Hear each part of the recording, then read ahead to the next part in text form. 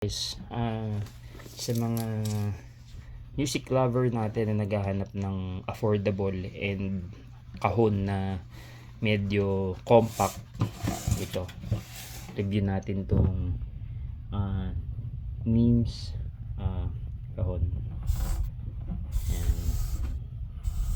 Expectation ko talaga kasi sa video para siyang lap talaga pero yung dumating sa akin kahon talaga, kahon type. Dun sa size niya 9 inches by 13 inches. So just picture it na para talaga siya regular kahon na maliit lang. Kaya though I think pwede mo naman itong gawing lap, pero in case na gusto mong upuan, meron naman siyang mga rubber. Okay, so sound check. Ito yung base, of course.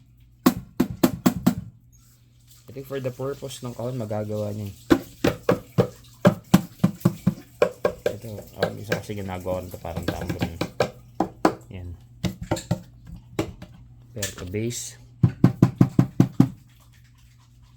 snare.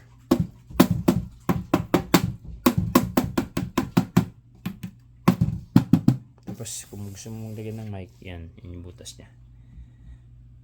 Yan. Mag-complete sound check tayo. By the way, dun sa price niya, sabihin mo ng 700. Kasi bumili rin ako ng bag niya. Yan. Yung bag niya. Natatak din ng Neems kahon. So 100 to, 600 to. Kung gusto mo lang ng ganito. So at least may idea kayo sa price. Popost ko na lang po yung link. So yun, sound check tayo talaga tugtog.